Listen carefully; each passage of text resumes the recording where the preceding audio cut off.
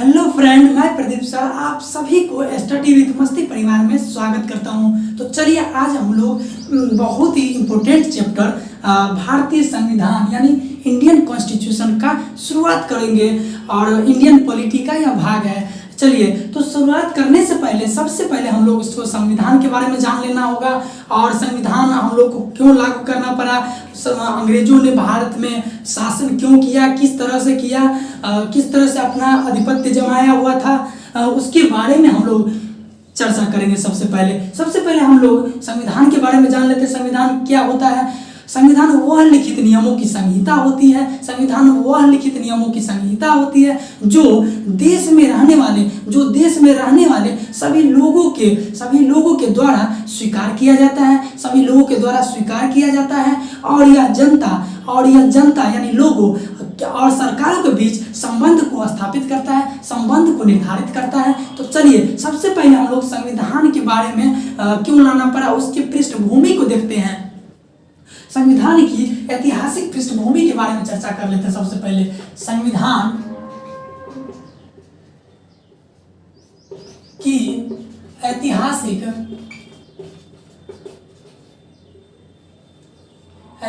पृष्ठभूमि क्या थी? उसके बारे में थोड़ा सा चर्चा कर लेते हैं। पृष्ठभूमि मतलब किस तरह से अंग्रेजों ने भारत में शासन किया। सबसे पहले बता दूं, सबसे पहले ईस्ट इंडिया कंपनी की स्थापना 1600 ईस्वी में हुई थी। ईस्ट इंडिया कंपनी की स्थापना 1600 ईस्वी में हुई थी। उस समय के महारानी एलिजाबेथ प्रथम हुआ करती थी। उनके कहने से ही उन्होंने ही भारतीय और पूर्वी एशियाई देशों में व्यापार करने के लिए अधिकार दे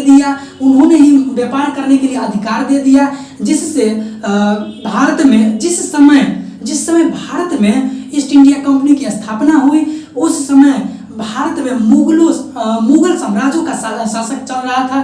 शासक अकबर था। उस समय के शासक मुगल साम्राज्य का शासन था और अकबर शासक हुआ करते थे। अकबर शासक थे। जिस समय कंपनी द्वारा भारत में व्यापार करना शुरू हुआ उस समय जहांगीर शासन कर रहे थे। और औरंगजेब के शासनकाल के दौरान अंग्रेजों और मुगलों के बीच युद्ध का शुरुआत हुआ। कुछ समय बाद यानी 1707 ईस्वी में औरंगजेबों की मृत्यु हो जाती है। औरंगजेब की मृत्यु हो जाने के बाद 1707 ईस्वी में औरंगजेब की मृत्यु हो जाने के बाद मुगलों में कोई योग्य शासक नहीं था। 1757 ईस्वी में प्लासी की लड़ाई होती है जिसमें बंगाल के सिराजुद्दौला, बंगाल के नवाब सिराजुद्दौला और रॉबर्ट क्लाइव के बीच युद्ध होता है। अंग्रेज की तरफ से क्लाइव रहते हैं और उसके साथ युद्ध होता है जिसमें अंग्रेजों की जीत हो जाती है। और फिर क्या होता है, 1764 ईस्वी में बक्सर का युद्ध होता है जिसमें भारतीय तरफ से 3 लोग रहते हैं। एक अवध के शासक, अवध के नवाब जो होते हैं वो शुजाउद्दौला होते हैं और मीर कासिम रहते हैं और शाह आलम द्वितीय रहते हैं भारत से। और ईस्ट इंडिया कंपनी की तरफ से हेक्टर मुनरो नेतृत्व करते हैं। इसके बीच युद्ध होता है। फिर क्या होता है, अंग्रेज पुनः जीत हासिल कर लेते हैं। उसके बाद धीरे धीरे बंगाल में पूरा आधिपत्य अपना जमा लेता है। आधिपत्य जमाने के बाद वहाँ के ब्रिटिश संसद क्या करते हैं, वो अपने अंडर कर लेते हैं, अपने अंदर में रख लेते हैं और रेगुलेटिंग एक्ट की शुरुआत हो जाती है। सबसे पहले हम इस बातों को जितने भी हम लोग सुने हैं बोले हैं उसको क्या कर लेते हैं, नोट कर लेते हैं। उसके बाद हम लोग संवैधानिक विकास को देखेंगे। उसमें आता है रेगुलेटिंग एक्ट आता है, उसमें पिट्स इंडिया एक्ट आता है, उसके बाद एक्ट आता है। सभी को हम लोग बारी से देखते हैं। सबसे पहले हम लोग संविधान की ऐतिहासिक पृष्ठभूमि में जो इम्पोर्टेंट आया है आपके एग्जाम के दृष्टिकोण से उसको सबसे पहले नोट कर लेते हैं। बहुत ही इम्पोर्टेंट है ये चैप्टर। सबसे पहले एक बात बता दूं, आप लोग यदि इस चैनल पर नए हैं तो सब्सक्राइब कर लीजिए, शेयर कर दीजिए, लाइक कर दीजिए चलिए, सबसे पहला इंपॉर्टेंट पॉइंट यहाँ पर ये निकल के आया, 1600 ईस्वी में ना ईस्ट इंडिया कंपनी की स्थापना हुई थी। क्या हुई थी? ईस्ट इंडिया कंपनी की स्थापना,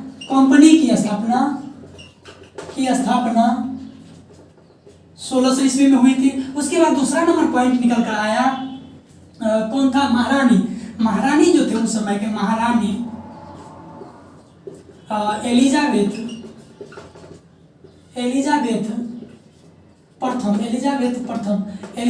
प्रथम हुआ करती थी, एलिजाबेथ प्रथम। और उसके बाद आता है, इंपोर्टेंट चीज लिख रहे हैं पूरा, 1707 ईस्वी में औरंगजेब की मृत्यु हो जाती है। औरंगजेब की मृत्यु। उसके बाद 1757 ईस्वी में क्या होता है? प्लासी की लड़ाई होता है। प्लासी का युद्ध किसके किसके बीच होता है? यह होता है बंगाल के नवाब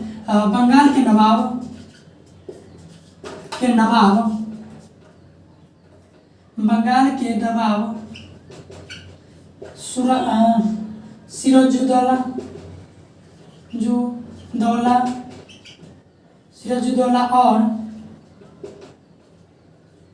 रॉबर्ट क्लाइव के बीच होता है। बहुत ही इंपॉर्टेंट है। चलिए, अब उसके बाद क्या होता है? 1764 का युद्ध होता है। यह युद्ध का नाम है बक्सर का युद्ध होता है। यह किसके किसके बीच होता है? तो भारतीय तरफ से तीन लोग रहते हैं। एक अवध के नवाब होते हैं, एक शाह आलम द्वितीय होते हैं, एक मीर कासिम होते हैं। यानी तीनों मिल करके युद्ध लड़ते हैं ना, और तीनों हार जाते हैं। बहुत ही दुख की बात है। चलिए, हार जाते हैं। सबसे पहले लिखेंगे यहाँ भारत तरफ से किसके किसके बीच होता है युद्ध जो होता है, किसके किसके बीच होता है। इस साइड तो होता है कंपनी की तरफ से, कंपनी ईस्ट इंडिया कंपनी जो थी, ईस्ट इंडिया कंपनी। अब इधर होता है भारत के अवध के नवाब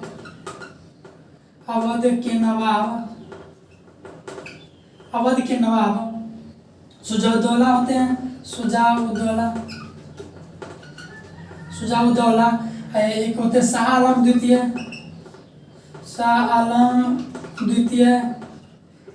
तीन आदमी रहते हैं, तीन लोग मिलके लड़ते हैं।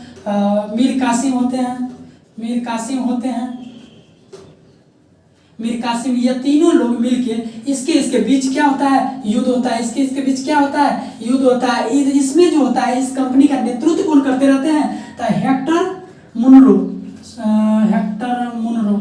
हेक्टर मुनरो इसका नेतृत्व करते हैं। क्या करते हैं? इसका नेतृत्व हेक्टर मुनरो करते हैं। चलिए, अब इसके बारे में हम लोग जान चुके, पृष्ठभूमि के बारे में। अब सबसे पहले हम लोग संविधान के बारे में जानेंगे। संविधान होता क्या है? अभी तो हम लोग संविधान का परिभाषा जाने थे। संविधान क्या होता है उसको लिखेंगे, नोट करते हैं। सबसे पहले परिभाषा हम लोग जैसा कि जाने हुए थे, क्या होता है? वो अलिखित संहिता होती है। देखते हैं भारतीय संविधान, इसको इरेज करते हैं। चलिए, वह लिखेंगे भारतीय संविधान का डिफिनेशन लिख लीजिए। संविधान ये एग्जाम में नहीं पूछेगा, जानकारी रहना जरूरी है। संविधान का परिभाषा एग्जाम में नहीं पूछता है। लिखेंगे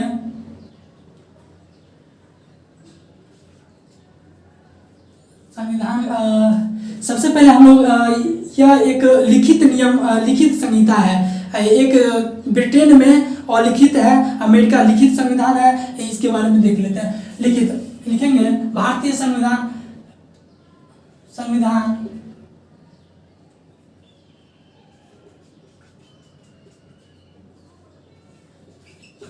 लिखित नियमों की वह संहिता है जो देश में, जो लोग देश में रहते हैं, जो देश में रहने वाले लोगों के द्वारा क्या किया जाता है? स्वीकार किया जाता है, स्वीकार किया जाता है, जो लोग देश में आते हैं उनके द्वारा स्वीकार किया जाता है, किया जाता है। एवं यह जनता यानी लोग बोल सकते हैं, जनता यानी लोगों और सरकार के बीच, सरकार के मध्य संबंधों को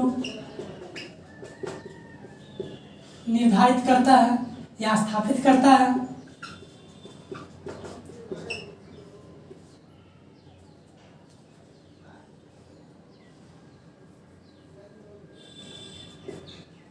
निर्धारित करता है।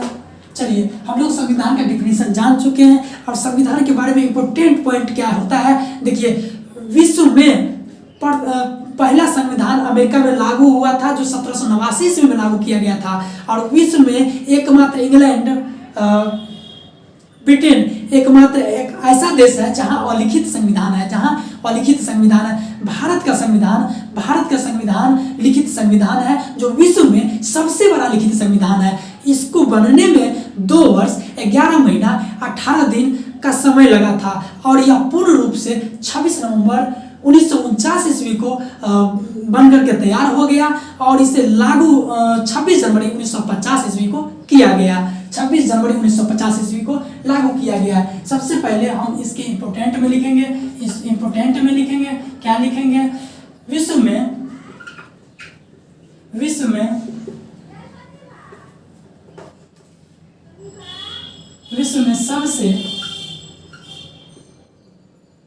सबसे पहले अमेरिका का लिखित संविधान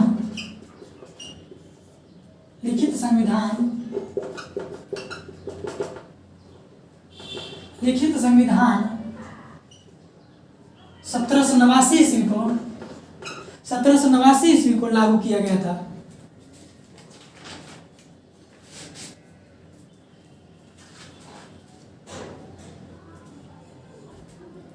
चलिए, 1789 ईस्वी को लागू किया गया था, 1789 ईस्वी को लागू किया गया था। उसके बाद विश्व में इंग्लैंड, ब्रिटेन एकमात्र ऐसा देश है जहां अलिखित संविधान है।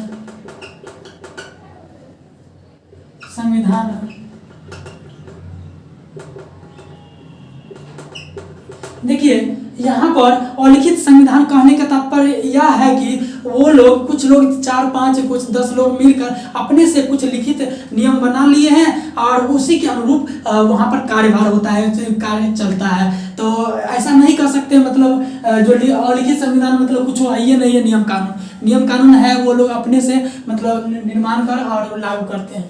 चलिए, यहाँ पर उसके बाद हम लोग देखेंगे भारत के बारे में आते हैं। तो विश्व में सबसे बड़ा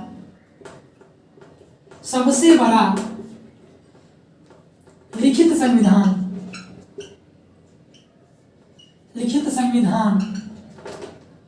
भारत का है,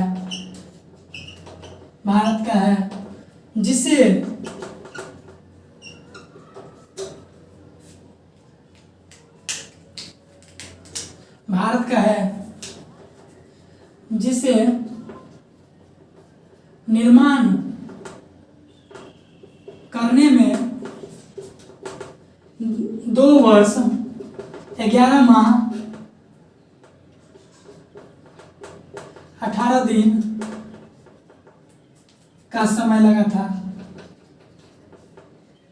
देखिए, वैसे तो समय लगा था 2 वर्ष 11 महीना 18 दिन और लगभग 7 घंटा के आसपास समय लगा था, लेकिन हम लोग 2 वर्ष 11 महीना 18 दिन ही लेते हैं, समय लगा था। चलिए इरेज करते हैं इसे और लिखते हैं। बहुत ही इंपॉर्टेंट है, अभी भी आया है इसे, वेरी वेरी इंपॉर्टेंट परीक्षा के दृष्टिकोण से।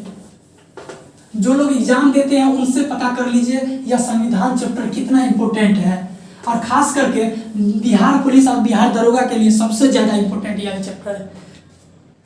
चलिए अभी भारत के बारे में हम लोग लिख रहे थे। जो भारत का संविधान सबसे बड़ा लिखित संविधान है, 2 वर्ष 11 महीना 18 दिन का समय लगा था बनने में, और कब तैयार हुआ था वो लिख लेते हैं। भारत का संविधान भारत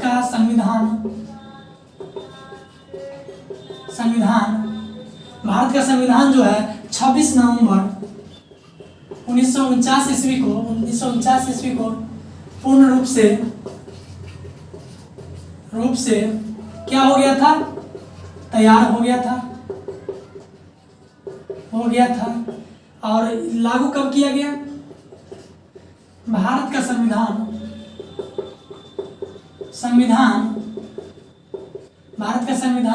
26 जनवरी 1950 ईस्वी को लागू किया गया।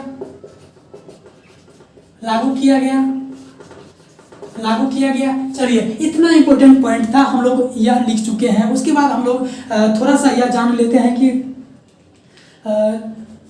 हाँ, एक और पॉइंट जैसे स्वतंत्रता, समानता और बंधुत्व का विकास, बंधुत्व के बारे में वो फ्रांसीसी क्रांति की देन है। यह जो है फ्रांसीसी क्रांति की देन है, जो 1789 ईस्वी से 1799 ईस्वी के मध्य चली थी, यानी लगभग 10 वर्षों तक। यह भी लिख लेते हैं, इंपॉर्टेंट है। स्वतंत्रता,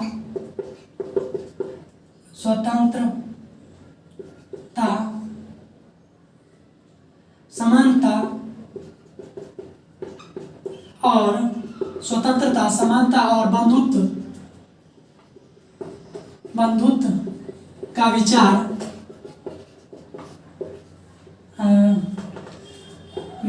फ्रांसीसी क्रांति की देन है। क्रांति की देन है जो फ्रांसीसी क्रांति के बारे में लिख लीजिए। यह क्रांति कब से कब तक हुआ था? यह क्रांति जो हुई थी 1789 ईस्वी से लेके 1789 से लेके 1799 के मध्य चली थी। 1789 से लेके यह क्रांति 1789 से लेकर 1799 ईस्वी, यानी लगभग 10 वर्षों तक चली थी यह क्रांति। चलिए एक और इम्पोर्टेंट इसमें आता है फोर्ट विलियम कॉलेज। यानी फोर्ट विलियम कॉलेज में क्या होता था, वहाँ पर सैनिकों को जो रखते थे, सैनिकों को शिक्षा दिलाने का कार्य किया करते थे। तो वहाँ लॉर्ड वेलेस्ली के द्वारा 1600 ईस्वी में, लॉर्ड वेलेस्ली के द्वारा 1800 ईस्वी में स्थापना किया गया था। यानी यह लिखेंगे फोर्ट विलियम कॉलेज की स्थापना इंपॉर्टेंट है, लॉर्ड वेलेस्ली के द्वारा किया गया।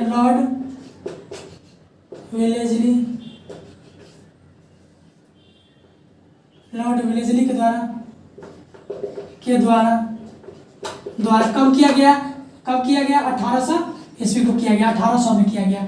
1800 ईस्वी को लॉर्ड वेलेस्ली के द्वारा स्थापना किया गया। यहाँ पर होता क्या था?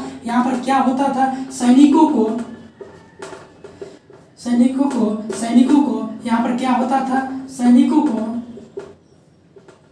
शिक्षा दिलाने का कार्य किया जाता, शिक्षा दिया जाता था। सैनिकों को शिक्षा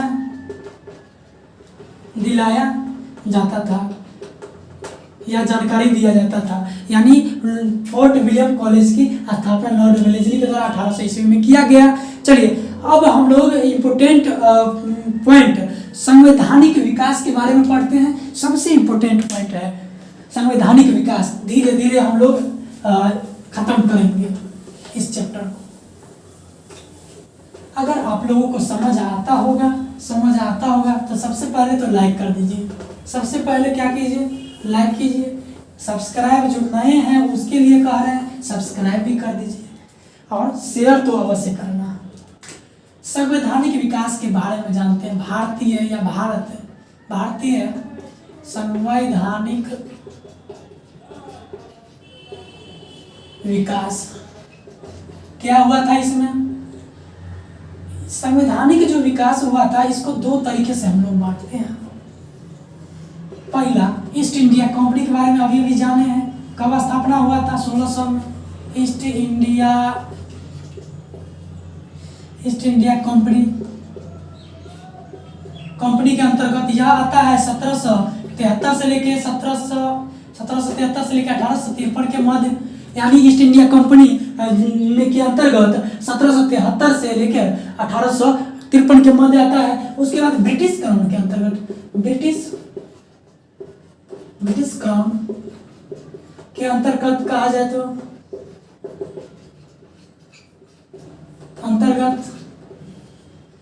कंपनी के अंतर्गत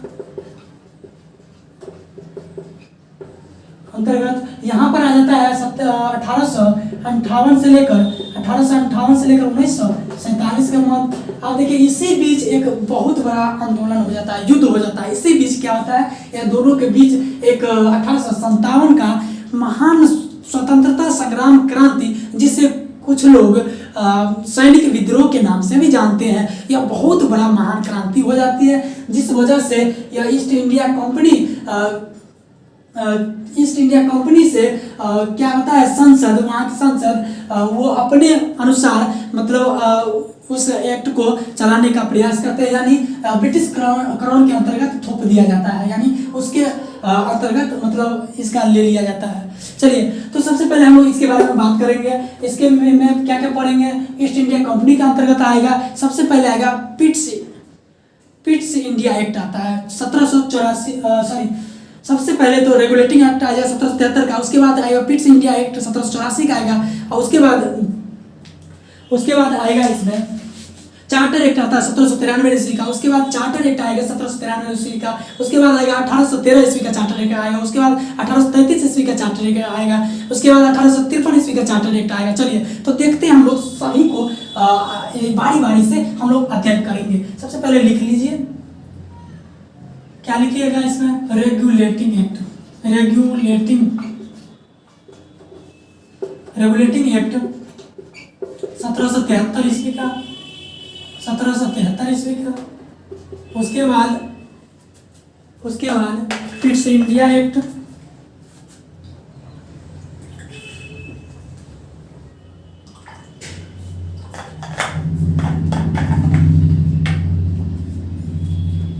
उसके बाद पिट्स इंडिया एक्ट आता है। पिट्स इंडिया एक्ट कब आता है? यह 1784 ईस्वी में आता है, 1784 ईस्वी में आता है। उसके बाद फिर आता है क्या आता है? उसके बाद पिट्स इंडिया एक्ट के बाद आ जाता है 1700 चार्टर एक्ट आ जाता है। यहाँ पर चार्टर एक्ट आ जाता है। एक्ट को अधिनियम बोलते हैं, एक्ट को अधिनियम हिंदी में बोलते हैं। चलिए, 1793 ईस्वी का आ जाता है। उसके बाद फिर से चार्टर एक्ट आ जाता है। देखिए, अब जो ध्यान रखेंगे हम लोग 20 वर्ष बढ़ा देंगे, यानी 1813 ईस्वी, यानी 20 वर्ष बाद आता है। उसके बाद क्या आता है? फिर से चार्टर एक्ट आता है। चार्टर एक्ट आता है, यह आता है 1833 ईस्वी का आता है। उसके बाद एक और चार्टर एक्ट आता है। उसके बाद एक और चार्टर एक्ट आता है, लिख लेंगे यहाँ पर, दिखाई दे रहा है या नहीं? चलिए, दिखाई देता होगा, तो यहाँ से फिर से लिख लेंगे चार्टर एक्ट। चार्टर एक्ट लिख लेंगे। एक बार और आता है चार्टर एक्ट। चार्टर एक्ट आता है 1853 में, 1853 में, बस इतना एक्ट आता है। इसके बारे में आज हम लोग डिटेल से बारी बारी से अध्ययन करेंगे। इससे तो हम लोग नेक्स्ट रोज करेंगे, फिर भी हम लोग यहाँ लिख लेते हैं क्या क्या होता है इसमें। भारतीय या भारत शासन या इसको सरकार भी बोलते हैं, सरकार भी कहते हैं। भारत शासन या सरकार अधिनियम या एक्ट भी कहते हैं। अधिनियम या एक्ट ये कब आया था? यह आया था 1858 में आया था। यह 1858 में आया था, 1858 में आया था। उसके बाद आता है यहाँ पर भारत परिषद अधिनियम आता है। भारत परिषद अधिनियम आता है, कब आता है? 61 में आता है, यानी 1861 में आता है। भारत परिषद अधिनियम, फिर से भारत परिषद अधिनियम आता है, भारत परिषद अधिनियम आता है, भारत परिषद अधिनियम आता है, अधिनियम आता है 1892 में आता है, 1892 में आता है भारत परिषद अधिनियम। उसके बाद फिर से भारत परिषद अधिनियम आता है, भारत परिषद अधिनियम आता है। देखिए भारत परिषद और भारत सरकार में क्या अंतर है, थोड़ा सा अंतर इसका ये है, इसमें भारतीय लोगों के मिलकर, भारतीय लोग और ब्रिटिश कानून के अंतर्गत मतलब दोनों के मिलावट यानी मिलने से यह एक्ट हुआ था, इसलिए यहाँ पर भारत परिषद अधिनियम आ जाता है। भारत परिषद अधिनियम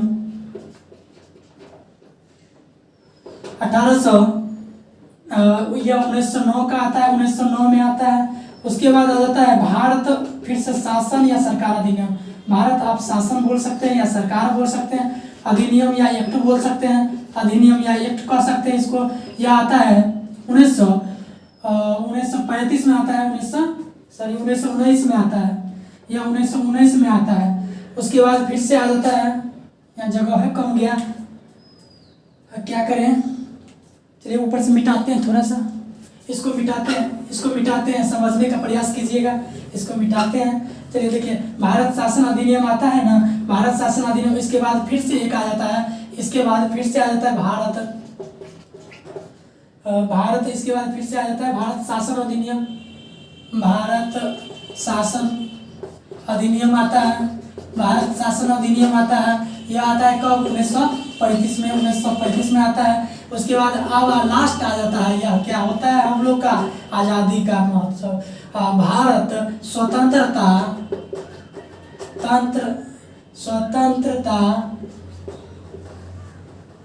अधिनियम आता है, भारत स्वतंत्रता अधिनियम आ जाता है। 1900 कब आता है सबको पता है, 1947 में आता है। चलिए इसको हम लोग स्टडी करते हैं, बारी बारी से पढ़ते हैं। सबसे पहले हम लोग ईस्ट इंडिया कंपनी के बारे में क्या जानते हैं, यह 1600 ईस्वी में स्थापना किया गया था। इसकी स्थापना कब हुई थी, 1600 ईस्वी में हुई थी। रेगुलेटिंग एक्ट के बारे में जानते हैं आज। रेगुलेटिंग एक्ट क्या होता है, सबसे पहले भारत में ईस्ट इंडिया कंपनी को भारत में ईस्ट इंडिया कंपनी को नियमित एवं नियंत्रित करने की दिशा में ब्रिटिश सरकार द्वारा उठाया गया यह पहला कदम था। ब्रिटिश सरकार द्वारा उठाया गया क्या था, यह पहला कदम था, जिसमें कंपनी पर संसदीय नियंत्रण स्थापित करना था। क्या करना था, कंपनी पर संसदीय नियंत्रण स्थापित करना था। यानी इसको कहे तो दोबारा कहते हैं, भारत में ईस्ट इंडिया कंपनी को नियमित एवं नियंत्रित करने की दिशा में ब्रिटिश सरकार द्वारा उठाया गया यह पहला कदम था, अर्थात कंपनी पर संसदों द्वारा नियंत्रित स्थापित करना था। चलिए तो हम लोग सबसे पहले इसको लिख लेते हैं। रेगुलेटिंग एक्ट बहुत ही इंपॉर्टेंट यह चैप्टर है। रेगुलेटिंग एक्ट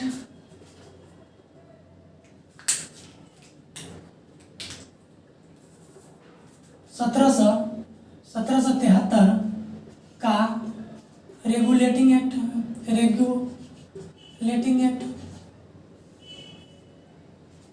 या अधिनियम, 1773 का रेगुलेटिंग एक्ट या अधिनियम। देखिए इस एक्ट में क्या होता है, यह एक्ट कैसे लाया जाता है, किसके द्वारा लाया जाता है, सब जानकारी हम लोग प्राप्त करते हैं। सबसे पहले क्लाइव यानी गवर्नर की बात की जाए, प्रथम गवर्नर तो रॉबर्ट क्लाइव थे, लॉर्ड क्लाइव भी जिसे बोलते हैं, लॉर्ड क्लाइव थे, ठीक है। लॉर्ड क्लाइव गवर्नर थे, पहला गवर्नर। उसके बाद प्रथम गवर्नर जनरल कहेंगे तो वारेन हेस्टिंग थे, और अंतिम गवर्नर जनरल बोलेंगे तो वारेन हेस्टिंग ही थे। और वारेन हेस्टिंग का कार्यकाल 1772 ईस्वी से लेकर 1785 ईस्वी तक था। यानी वारेन हेस्टिंग का कार्यकाल 1772 ईस्वी से लेकर 1785 ईस्वी तक था।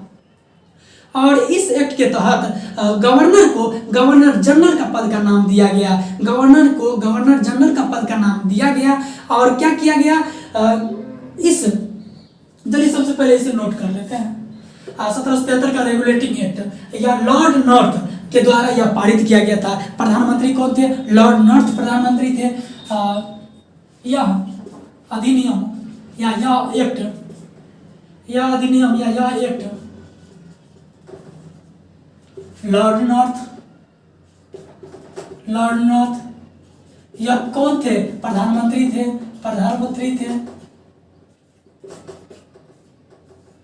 के द्वारा पारित किया गया या लागू किया गया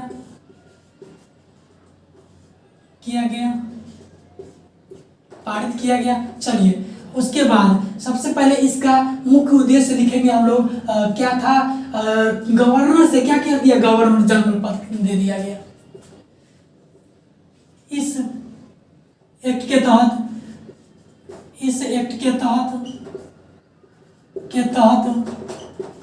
गवर्नर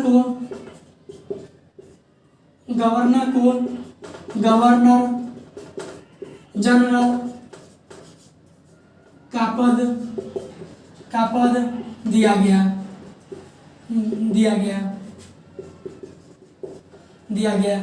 प्रथम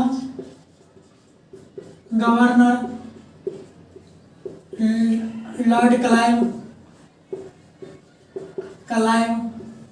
थे। प्रथम गवर्नर जनरल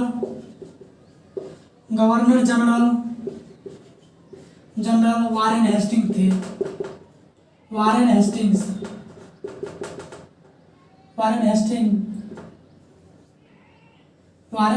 थे।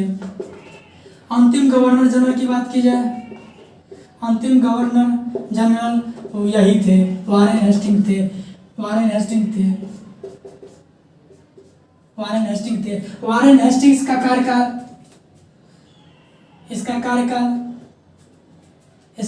लिख लीजिए 1772 से 1785 के मध्य, यानी 1772 से 1785 तक इसका कार्यकाल था। क्या हुआ इसी के बीच ना, इसी के बाद क्या हुआ था? 1773 में रेगुलेटिंग एक्ट माने पारित हो गया था। किसके द्वारा? लॉर्ड नॉर्थ प्रधानमंत्री के द्वारा। लॉर्ड नॉर्थ उस समय के प्रधानमंत्री हुआ करते थे। चलिए आगे नेक्स्ट लिखते हैं।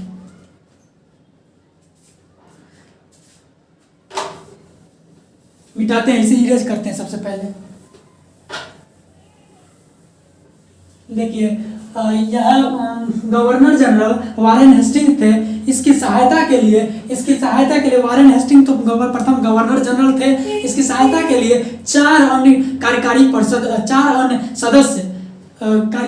के सदस्य के लिए 4 अन्य को नियुक्त किया गया। 4 अन्य कौन थे? 4 अन्य परिषद को नियुक्त किया गया, जिसमें फ्रांसीसी, क्लेवरिंग, मानसन, बारवेल को नियुक्त किया गया। फ्रांसीसी, क्लेवरिंग, वारवेल और मानसन को नियुक्त किया गया, यानी कार्यकारी सदस्य के रूप में। यहाँ पर लिखेंगे इस एक्ट के तहत, और लिखेंगे क्या?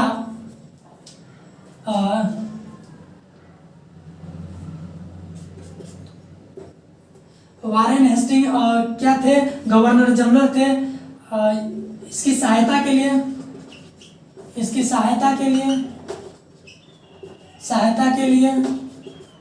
क्या किए गए? 4 अन्य कार्यकारी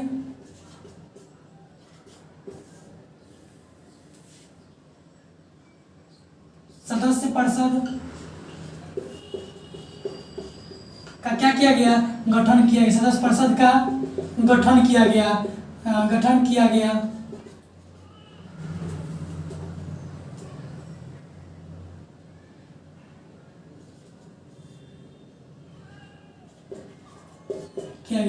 इसमें पहला फ्रांसीसी,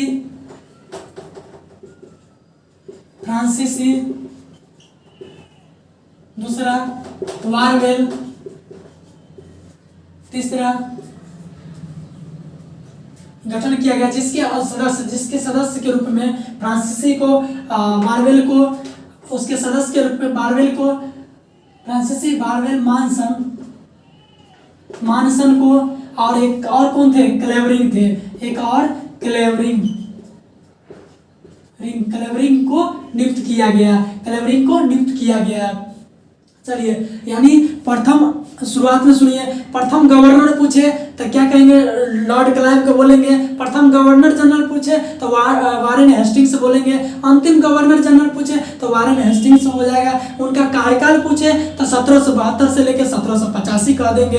और उसके बाद यानी क्या किया, उसकी सहायता के लिए 4 अन्य कार्यकारी सदस्य परिषद का नियुक्त किया गया, जिसमें 4 सदस्य कौन कौन थे, बारवेल, मानसन, क्लेवरी और क्या थे, फ्रांसीसी। चलिए, तो इसके बाद हम लोग नेक्स्ट पढ़ते हैं। और इसके बाद क्या हुआ, परिषद को बंगाल में प्रेसिडेंसी, परिषद को बंगाल में फोर्ट विलियम की प्रेसिडेंसी के लिए सैनिक और असैनिक के अधिकार दिया गया। सैनिक और असैनिक का अधिकार दिया गया, असैनिक शासन का अधिकार दिया गया, जिसमें कुछ विशेष मामलों में बंगाल और मद्रास को भी रेगुलेट करना था। क्या करना था, बंगाल और मद्रास को भी रेगुलेट करना। एक चीज़ छूट गया, जो इससे पहले जो हमारे देश में प्रेसिडेंसी हुआ करते थे, 3 हुआ करते थे, मद्रास, बम्बई और एक बंगाल, मद्रास, बम्बई, यानी बंगाल जो कि कलकत्ता में है, मद्रास जो कि तमिलनाडु में है, और क्या कहते हैं, मुंबई जो कि महाराष्ट्र में है। यानी यहाँ पहले 3 प्रेसिडेंसी हुआ करते थे। तो यानी क्या हुआ था, तो परिषद को बंगाल में फोर्ट विलियम की प्रेसिडेंसी के लिए सैनिक और असैनिक का अधिकार दिया गया, शासन का अधिकार दिया गया, जिसमें कुछ विशेष मामलों में मद्रास और मुंबई को भी रेगुलेट करना था। मद्रास और मुंबई को भी रेगुलेट करना था। चलिए, इसको लिख लेते हैं थोड़ा सा,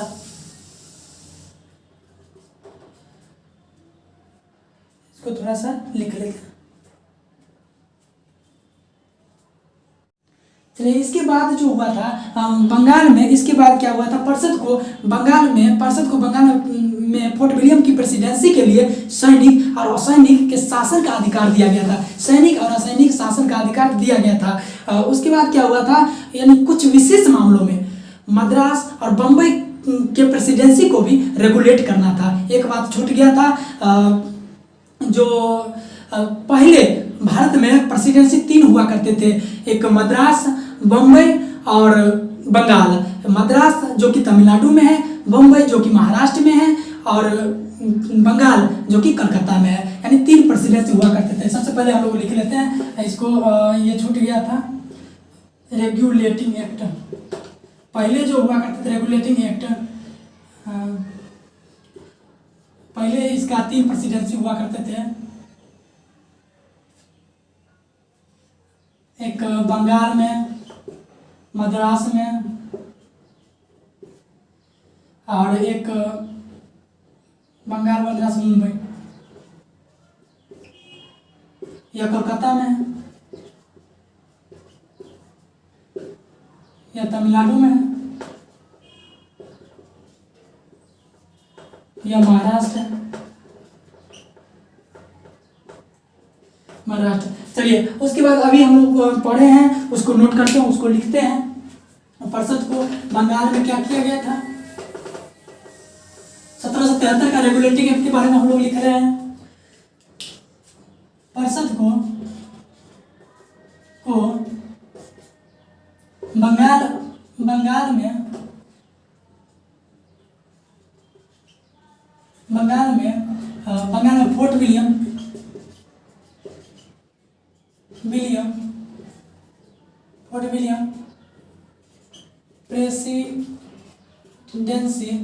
फोर्ट विलियम प्रेसिडेंसी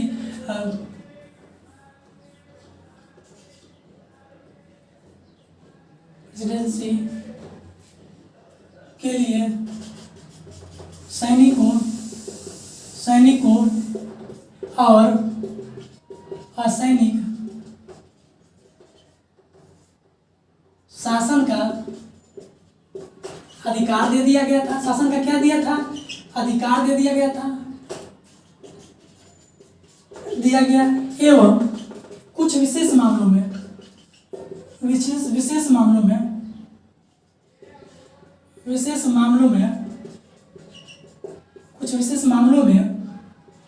क्या करना था, मद्रास और मुंबई के प्रेसिडेंसी जो थे, मुंबई के प्रेसिडेंसी प्रेसिडेंसी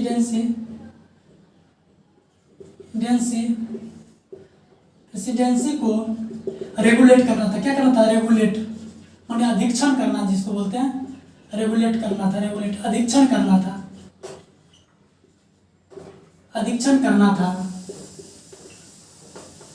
चलिए सबसे पहले हम लोग फोर्ट विलियम की प्रेसिडेंसी के बारे में जानने, फोर्ट विलियम एक कॉलेज के बारे में हम लोग पढ़े थे। फोर्ट विलियम कॉलेज की स्थापना कब हुई थी? सन 1800 ईस्वी में। कौन किया था? लॉर्ड वेलेस्ली के द्वारा किया गया था। इसमें क्या होता था? सैनिकों को शिक्षा दिलाया जाता था। चलिए उसके बाद हम लोग देखिए, एक आता है कलकत्ता में,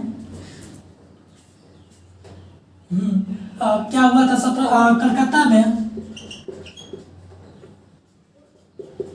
1774 ईस्वी में 1774 में उच्चतम न्यायालय की स्थापना होती है। क्या होती है? 1774 में उच्चतम न्यायालय की स्थापना होती है, जिसमें एलिजा पे प्रथम न्यायाधीश होते हैं। एक न्यायाधीश के रूप में होते हैं, तीन अन्य न्यायाधीश होते हैं। लिमेस्टर, चेम्बर्स, तीन अन्य न्यायाधीश होते हैं। हाइड, लिमेस्टर और चेम्बर्स होते हैं। हाइड, लिमेस्टर और क्या होते हैं? चेम्बर्स होते हैं। चलिए उसको नोट करते हैं। कलकत्ता में 1774 ईस्वी 1774 ईस्वी में हमें उच्चतम न्यायालय की स्थापना इम्पोर्टेंट है।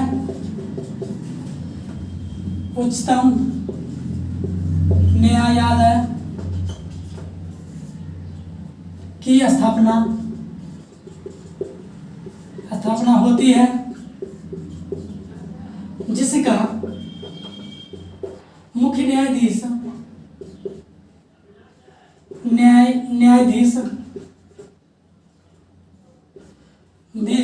Elijah Impey, sir Elijah Impey बोला जाता है। सर चाहे एलिजा इम्पे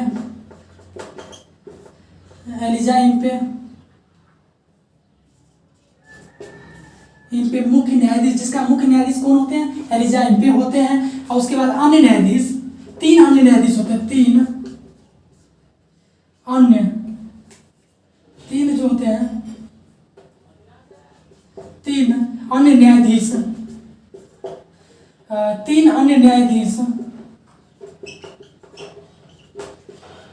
कौन होते हैं? हाइड होते हैं, लिमेस्टर होते हैं,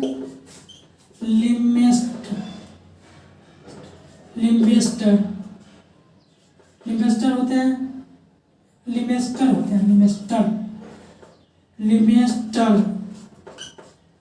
हाइड, लिमेस्टर और चेम्बर्स होते हैं,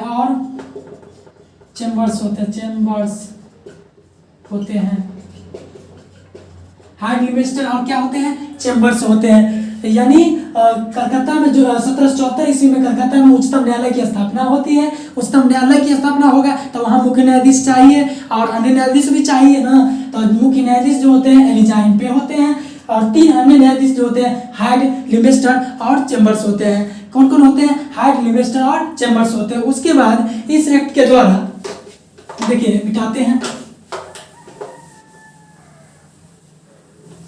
उसके बाद क्या होता है?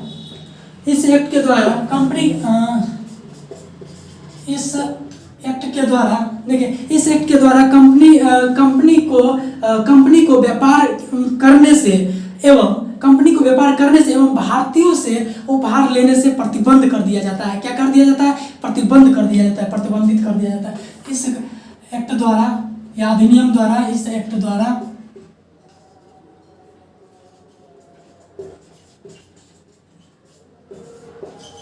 कंपनी को व्यापार करने एवं भारतीयों से उपहार लेने पर रोक लगा दिया जाता है। यानी प्रतिबंधित कर दिया जाता है, रोक लगा दिया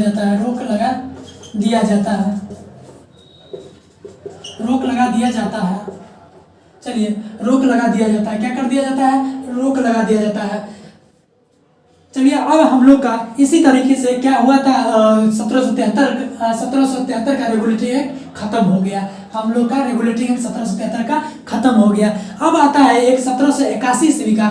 1781 ईस्वी का आता है, 1781 ईस्वी में आता है क्या, act of settlement. Act of settlement क्यों लाना पड़ा? एक आता है 1781 ईस्वी का एक एक्ट ऑफ सेटलमेंट, इसे मिटाते हैं। उसमें क्या होता है, रेगुलेटिंग एक्ट की कमी को, जितने भी होते हैं रेगुलेटिंग एक्ट में कमी, जैसे कोई भी काम हम लोग करने चलते हैं तो करने चलते हैं और कर लेते हैं, उस समय तो पता नहीं चलता है जो हम गलत कर रहे हैं कि सही कर रहे हैं, या हमसे गलती हुआ है कि नहीं हुआ है। लगता है सब सही हुआ है, लगता क्या है सब सही किए हैं, सब सही में सही किए, लेकिन कुछ समय बाद पता, जब रिजल्ट आता है तब पता चलता है ओ हमने तो यह गलती किया था।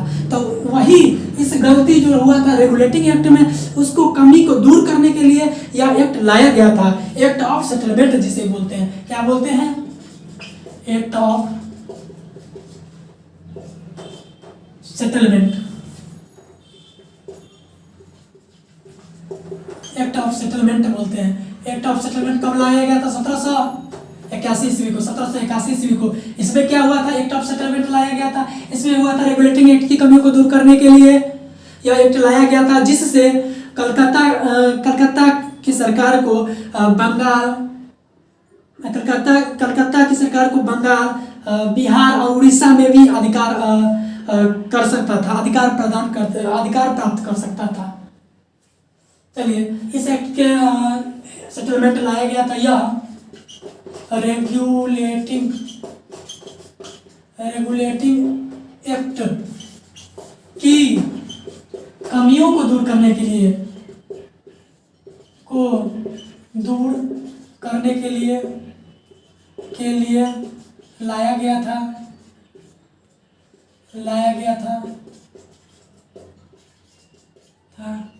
जिसमें कलकत्ता की सरकार द्वारा बंगाल, बिहार,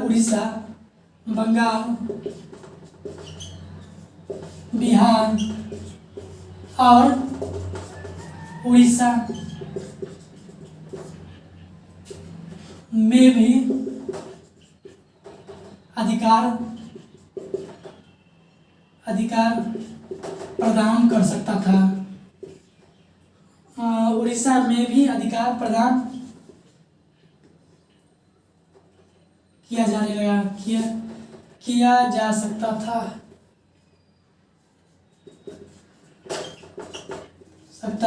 चलिए उसके बाद आता है पिट्स इंडिया एक्ट 1784 ईस्वी का।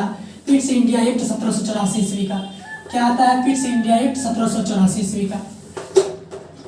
चलिए पिट्स इंडिया एक्ट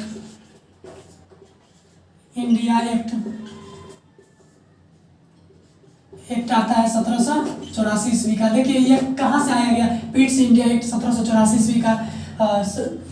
तीसरा 1784 ईस्वी का। सबसे पहले देखिए विलियम पिट्स प्रधानमंत्री हुआ करते थे। उस समय के प्रधानमंत्री कौन हुआ करते थे? विलियम पिट्स उस समय के प्रधानमंत्री हुआ करते थे, जिसके नाम पर ही यह एक्ट लाया गया था विलियम पिट्स के द्वारा। पिट्स इंडिया एक्ट 1784 ईस्वी में, पिट्स इंडिया एक्ट 1784। इस एक्ट में क्या किया गया था? इस एक्ट में किया गया था व्यापारिक और राजनीतिक मामलों को अलग अलग कर दिया गया। व्यापारिक और राजनीतिक मामलों को अलग अलग कर दिया गया था। और उसके बाद क्या किया गया था? व्यापारिक मामलों के लिए कंट्रोल बोर्ड का गठन किया गया था। व्यापारिक मामलों को चलाने के लिए, सही तरीका से लाने के लिए उसको क्या किया गया था? बोर्ड ऑफ कंट्रोल, जिसे बोर्ड ऑफ कंट्रोल कहते हैं, मतलब नियंत्रण करने के लिए लाया गया था। चलिए तो इसका गठन किया गया था इसमें। तो यह 2 पॉइंट इसका मुख्य है। और इस समय क्या कहेगा? वाइसराय कौन थे? इस समय के गवर्नर कौन थे? इस समय के गवर्नर जो थे वारेन हेस्टिंग्स ही थे। गवर्नर जनरल कौन थे? वारेन हेस्टिंग्स ही थे। चलिए तो हम लोग सबसे पहले इसका पॉइंट नोट ये करेंगे, पिट्स इंडिया एक्ट इस समय के प्रधानमंत्री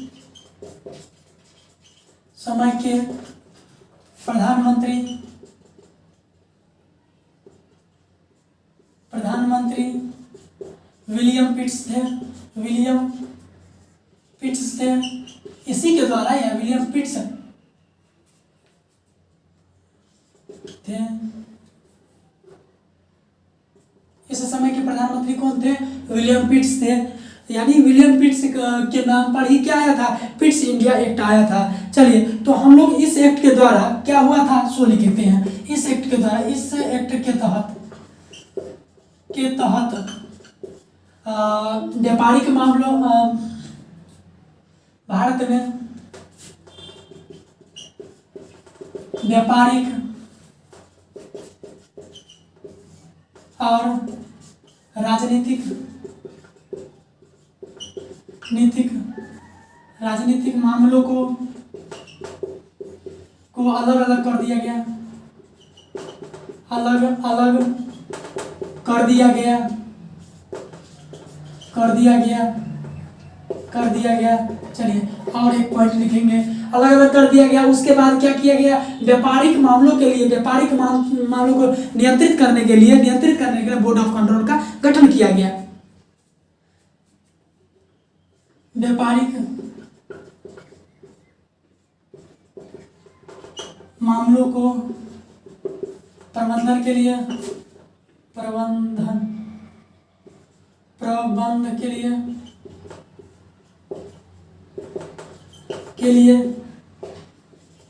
बोर्ड ऑफ कंट्रोल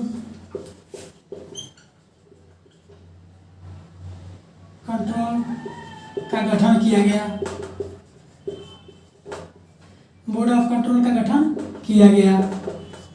चलिए, इतना इंपॉर्टेंट था इस एक्ट, पिट्स इंडिया एक्ट में। चलिए, अब हम लोग का एक और एक्ट आता है, बाहरी एक्ट आ जाता है, एमेंडमेंट एक्ट। एमेंडमेंट एक्ट क्या होता है? यह 1784 या 1786 ईस्वी का आता है एमेंडमेंट एक्ट। इस एक्ट के तहत क्या होता है? यानी सरकार अपना कोई भी, जैसे परिषद का निर्णय जो था, परिषद का निर्णय उसको या तो निरस्त किया जा सकता था और उसको अपना सकता था, मैंने लागू करना और निरस्त करना उसके हाथों में था। यानी एमेंडमेंट एक्ट के तहत कितने ऐसे क्या होता है एमेंडमेंट एक्ट? यह 1786 में आया था। लिखेंगे एमेंडमेंट एक्ट कितना है? 1786 ईस्वी में आया था। एमेंडमेंट एक्ट के तहत क्या होता था? एमेंडमेंट एक्ट के तहत इसमें क्या कहता है? इस अधिनियम के द्वारा, जैसे इस अधिनियम या इस एक्ट के तहत गवर्नर जनरल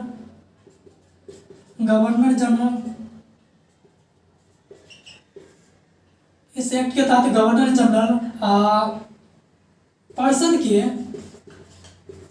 के निर्णय, जो भी था निर्णय को स्वीकार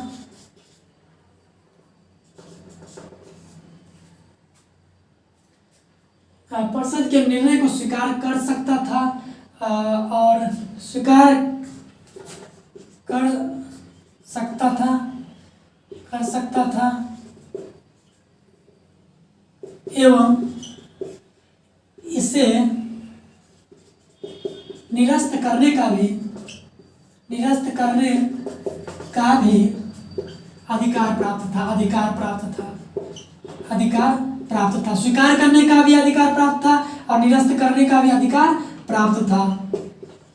देखिए, यह एक बार एग्जाम में पूछ चुका है एमेंडमेंट एक्ट। यानी एमेंडमेंट एक्ट इस तरह से पूछा गया था, जो किस एक्ट के तहत गवर्नर जनरल अपना परिषद का निर्णय को स्वीकार कर सकता, अस्वीकार कर सकता था। स्वीकार मतलब तो स्वीकार यह हो गया, स्वीकार कर सकता था। अस्वीकार मतलब निरस्त, यानी स्वीकारो कर सकता था और अस्वीकारो कर सकता था। किस एक्ट के तहत? एमेंडमेंट एक्ट 1786 के तहत। इतना याद रखना, मेन इंपॉर्टेंट यही है। यानी कहेगा एमेंडमेंट एक्ट कब हुआ था? 1786 में हुआ था। चलिए, अब आता है हम लोग का एमेंडमेंट एक्ट के बाद आता है 1786 के बाद आ जाएगा 1793 आएगा। 1793 एक्ट आएगा। इसके बाद हम लोग सबसे पहले, चाहे वीडियो लंबा होगा लेकिन आप लोग पढ़िए अच्छा से। चार्टर एक्ट आता है, चार्टर एक्ट 1793 का आता है। चार्टर एक्ट कहाँ 1793। उसके बाद क्या आता है, चार्टर एक्ट, यानी एक्ट को आप अधिनियम भी बोल सकते हैं, एक्ट को क्या बोल सकते हैं, अधिनियम भी बोल सकते हैं। इस समय के गवर्नर जनरल लॉर्ड कॉर्नवालिस थे, इस समय के गवर्नर जनरल लॉर्ड कॉर्नवालिस थे, जिसका कार्यकाल 1786 ईस्वी से 1786 ईस्वी से इस समय के गवर्नर जनरल कौन थे, लॉर्ड कॉर्नवालिस थे, जिसका कार्यकाल 1786 ईस्वी से 1793 ईस्वी का था। इन्होंने ही बंदोबस्त व्यवस्था लागू किया था। बंदोबस्त व्यवस्था जो लागू किया था 22 मार्च 1793 ईस्वी को लागू किया था। 22 मार्च 1793 ईस्वी को लागू किया था। कौन, लॉर्ड कॉर्नवालिस। यानी इस एक्ट के अनुसार इस समय के गवर्नर जनरल कौन हुआ करते थे, गवर्नर जनरल लॉर्ड कॉर्नवालिस। कौन थे, कॉर्नवालिस, लॉर्ड कॉर्नवालिस थे, लॉर्ड कॉर्नवालिस थे, जिन्होंने क्या किए थे, अस्थाई बंदोबस्त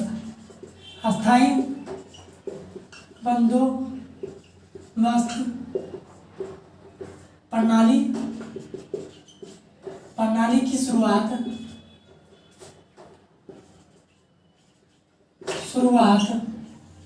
कब किया था, 1700, ये डेट एक्चुअली 22 मार्च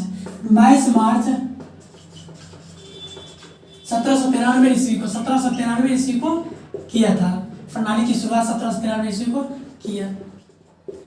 किया था। देखिए यहाँ मेन इंपोर्टेंट चीज होता है, यहाँ स्थायी बंदोबस्त के बारे में पूछा जाता है एग्जाम में, बार एग्जाम में पूछा जाता है। चार्टर एक्ट 1793 ईस्वी का जो था लॉर्ड कॉर्नवालिस किसके द्वारा लागू किया गया था, नहीं, चार्टर एक्ट 1793 ईस्वी का था। चार्टर एक्ट 1793 ईस्वी के बारे में हम लोग पढ़ेंगे। तो उस समय के गवर्नर जनरल कौन थे, लॉर्ड कॉर्नवालिस थे। उस समय के गवर्नर जनरल कौन थे, लॉर्ड कॉर्नवालिस थे। उस समय के गवर्नर जनरल लॉर्ड कॉर्नवालिस थे, जिसके द्वारा क्या किया गया, अस्थायी बंदोबस्त प्रणाली का शुरुआत किया गया था। अस्थायी बंदोबस्त कौन लागू किया था, लॉर्ड कॉर्नवालिस ने लागू किया था। इसका कार्यकाल कब से कब तक था, इसका कार्यकाल नहीं लिखा है, इसका कार्यकाल जो था 1786 से लिख देते हैं। इसका कार्यकाल लॉर्ड कॉर्नवालिस का कार्यकाल 1786 से 1793, यानी 1786 से 1793 इसका कार्यकाल था। अस्थायी बंदोबस्त होता क्या है, अस्थायी बंदोबस्त देखिए इसमें क्या होता था, ब्रिटिश सरकार और वहाँ के जमींदार, बंगाल के जमींदार और ब्रिटिश सरकार के दोनों के बीच मतलब कर वसूलने से संबंधित आता है। अस्थायी बंदोबस्त में कर वसूला जाता था। कर क्या किया जाता है, वसूल किया जाता था। मैंने ब्रिटिश सरकार और क्या कहते हैं बंगाल के जमींदार लोग थे, उसके बीच कर वसूलने से संबंधित बातों का चर्चा इसमें किया जाता है। चलिए उसके बाद यह क्या किया था, मतलब व्यापारिक, इस एक्ट के तहत चार्टर एक्ट 1793 के तहत व्यापारिक मामलों को अगले 20 वर्षों तक बढ़ा दिया गया। व्यापारिक मामलों को क्या किया गया था, इस एक्ट के द्वारा, इसके तहत या इस एक्ट के द्वारा कंपनी के व्यापारिक मामलों को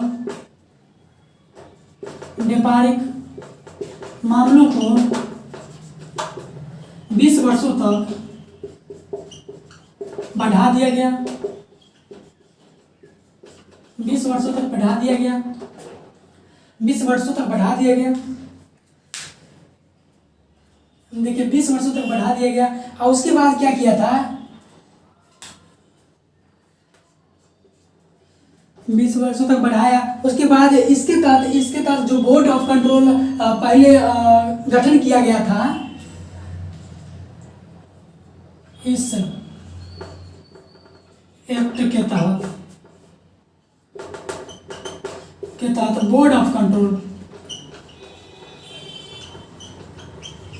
बोर्ड ऑफ कंट्रोल, इस एक्ट के तहत बोर्ड ऑफ कंट्रोल का वेतन जो था आमदनी पैसा वेतन भारतीय राजस्व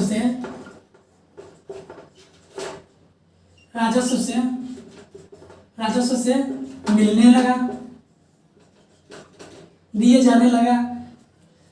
बोर्ड ऑफ कंट्रोल का वेतन भारतीय राजस्व से मिलने लगा। चलिए, इसके बाद आता है हमारा चार्टर एक्ट 1813 का। चार्टर एक्ट 1813 का 1813 के बारे में पढ़ेंगे। इसमें क्या किया था, ईसाई पादरियों को अपना धर्म प्रचार प्रसार की अनुमति दे दिया गया था। उसमें क्या किया था, पहली बार इस एक्ट के तहत पहली बार भारतीयों को शिक्षा के लिए 1 लाख रुपए का मतलब 1 लाख रुपए सहायता प्रदान कर दिया गया था। 1 लाख रुपए का सहायता।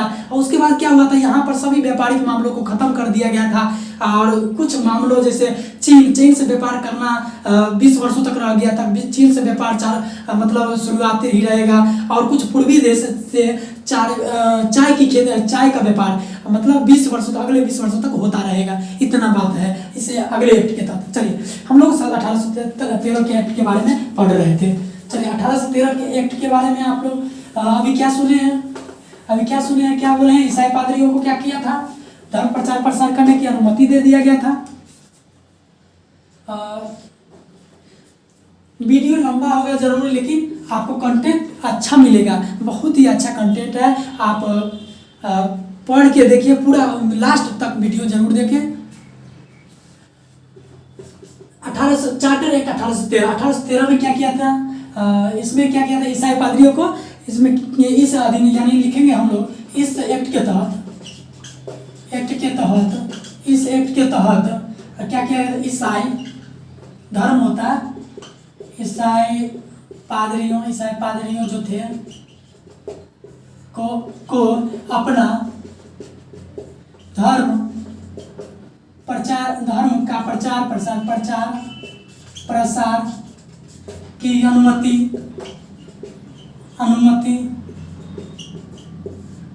दे दी गई थी इस एक्ट के तहत। अब देखिए, इस एक्ट के तहत भारत में पहली बार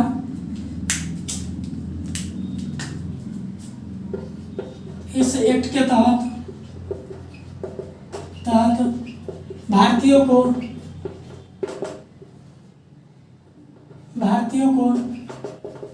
पहली बार क्या हुआ था, शिक्षा पर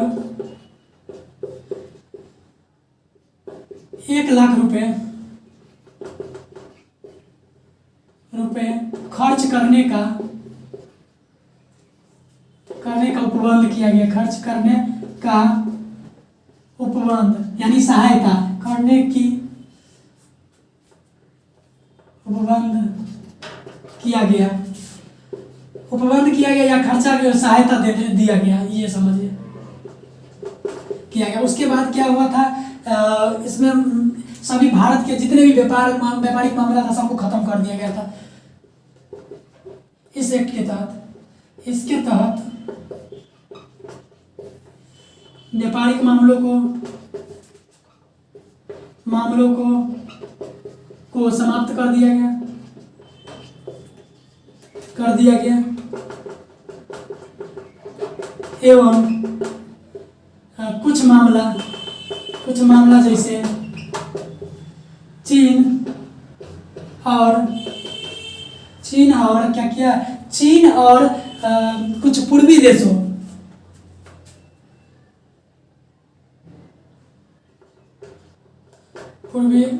देशों से चाय का व्यापार अगले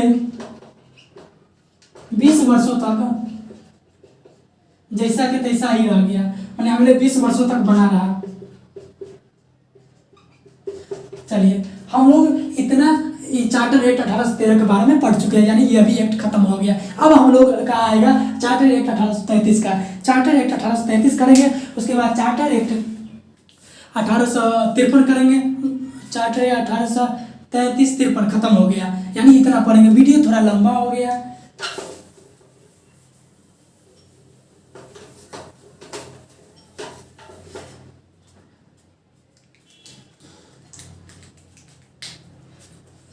यहाँ पर 33 हो जाएगा, 1833, चार्टर एक्ट 1833 अधिनियम, यानी चार्टर एक्ट या चार्टर अधिनियम बोल सकते हैं। इस समय के भारत का प्रथम गवर्नर जनरल जो थे, भारत का प्रथम governor general Lord William Bentinck थे। लॉर्ड विलियम बेंटिंक भारत का प्रथम governor general Lord William Bentinck थे। यानी कहा जाए तो यानी गवर्नर जनरल जो था, गवर्नर जनरल को भारत का इस एक्ट के द्वारा गवर्नर जनरल को भारत का गवर्नर जनरल बना दिया गया, भारत का गवर्नर जनरल बना दिया गया। और इसमें सहायता के लिए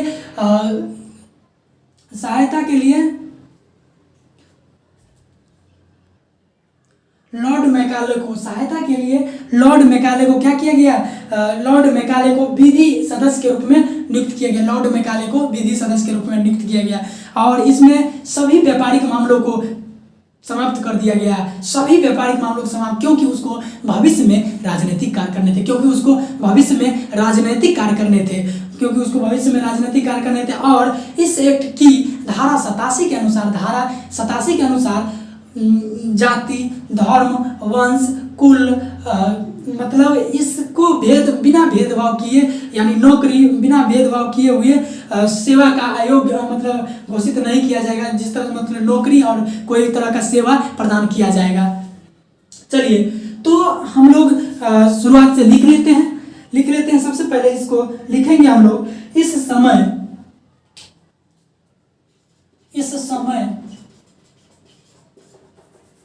गवर्नर कौन थे? इस समय गवर्नर जनरल भारत का प्रथम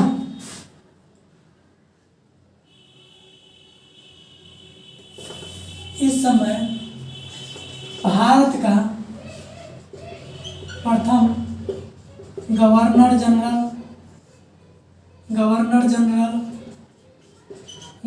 जनरल भारत का प्रथम गवर्नर जनरल कौन थे? लॉर्ड विलियम बेंटिंक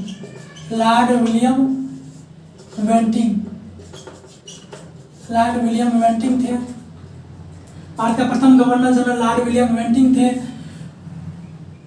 इस समय इस एक्ट के द्वारा यानी इसके तहत क्या किया गया था? गवर्नर जनरल को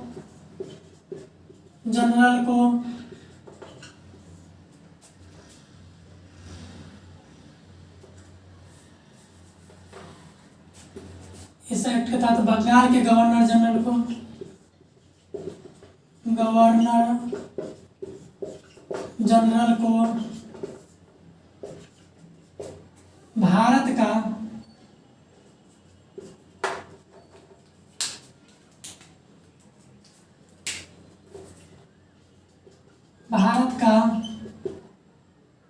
भारत का गवर्नर जनरल बना दिया गया।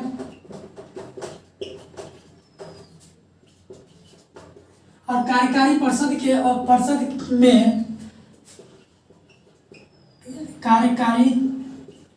इस एक्ट के तहत बार लिखते रहे हैं, इस एक्ट के तहत कार्यकारी परिषद में लॉर्ड मैकाले को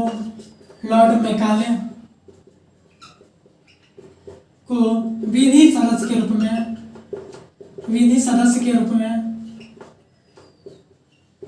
में नियुक्त किया गया। देखिए यहाँ पर ये इंपॉर्टेंट है, विधि सदस्य के रूप में लॉर्ड मैकाले बहुत बार एग्जाम में पूछ चुका है। विधि सदस्य के रूप में चार्टर एक्ट 1833 के तहत विधि सदस्य के रूप में किसे नियुक्त किया गया है? तो लॉर्ड मैकाले को याद रखिएगा, लॉर्ड मैकाले को नियुक्त किया गया है। चलिए, उसके बाद एक और पॉइंट आता है, इसके तहत क्या किया गया था? धारा 87 के अनुसार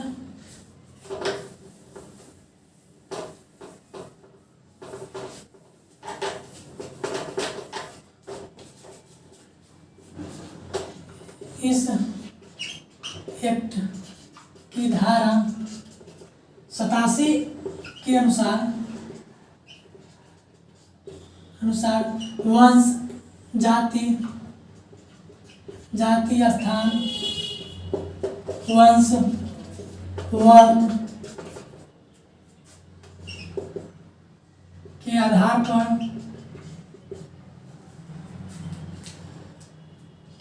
पर अयोग्य नहीं माना जाएगा।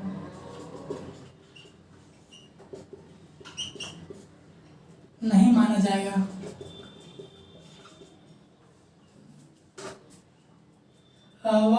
अनुसार 87 के अनुसार जाति, स्थान, वंश, वर्ण के आधार पर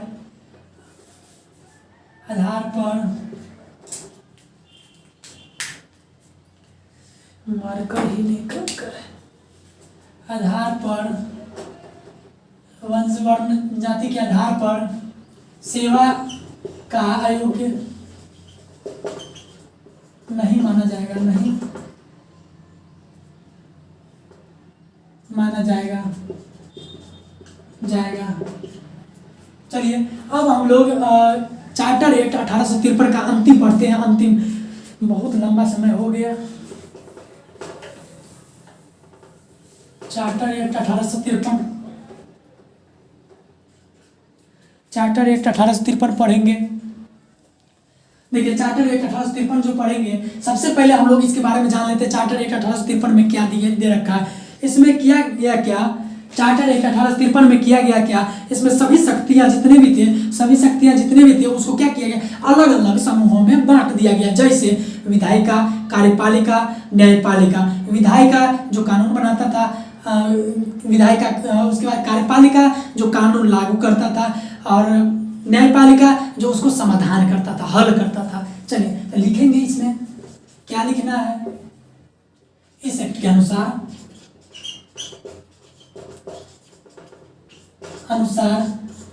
शक्तियों को अलग अलग समूहों में बांट दिया गया।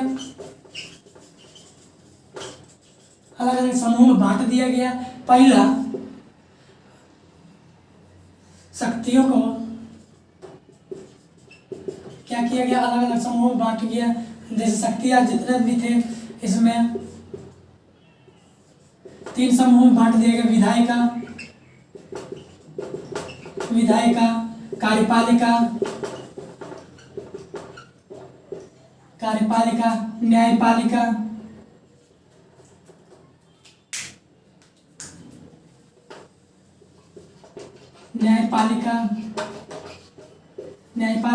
विधायिका क्या होता था, इसमें जो कानून बनाता था, जो कानून या नियम बनाता, जो कानून बनाता था, जो लागू करता था, जो लागू, अर्थात कौन करता है लागू, पीएम, जो लागू करता था। और उसके बाद इसमें जो समाधान करता था, या जो का हल करता, समाधान करता था, चाहे जो हल करता था उसका समाधान करता था। देखिए इसी एक्ट के द्वारा सिविल सर्विसों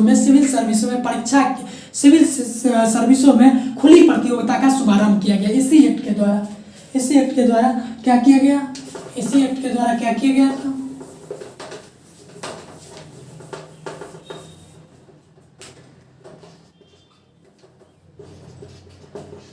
एक्ट के द्वारा सिविल सेवाओं में, सिविल सर्विस में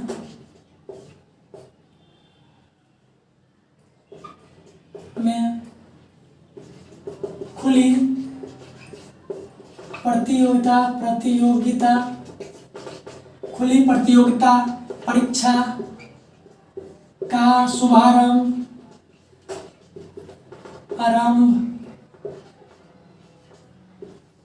किया गया। बस आपका खत्म हो गया। यह जितने भी थे हम लोग British east east India company के अंतर्गत आज खत्म कर चुके हैं। चलिए, आपको जहां से भी क्वेश्चन पूछेगा आप जवाब दे सकते हैं। कुछ इंपॉर्टेंट ऑब्जेक्टिव है, सोचे दो या तीन है, उसको मैं लिखा देता हूँ, ठीक है। वो बहुत इंपॉर्टेंट है, फिर भी लिख लीजिए। 1 मिनट और, 1 मिनट, वेरी इंपॉर्टेंट है, इसको नोट कर लें। ये अलग से ये बता रहे हैं, ये खत्म हो चुका है आपका ईस्ट इंडिया कंपनी के अंतर्गत जितने भी आते थे एक्ट सब खत्म हो गया। चलिए, इसको लिख लीजिए, नोट कर लीजिए। 1817 ईस्वी में क्या हुआ था? 1817 ईस्वी में हिस्टोरी 1817 ईस्वी में history of British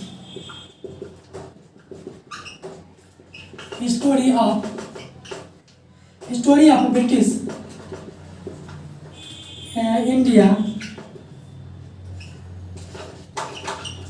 history of British India book किसके द्वारा लिखा गया था? ये बुक है, ये किसके द्वारा लिखा गया था?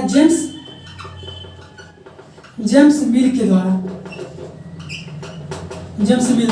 वेरी वेरी इंपॉर्टेंट है। इंपॉर्टेंट पॉइंट दो एक और है, वेपगत का वेपगत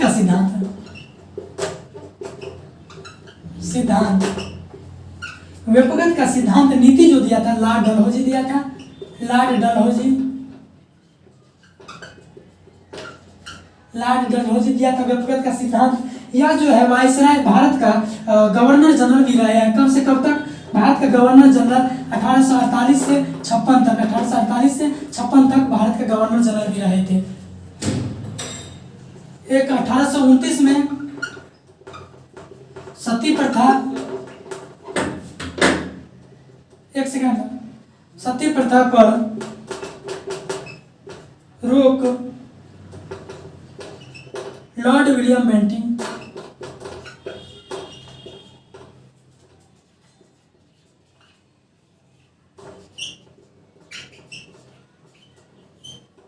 बेंटिंग ने लगाया था।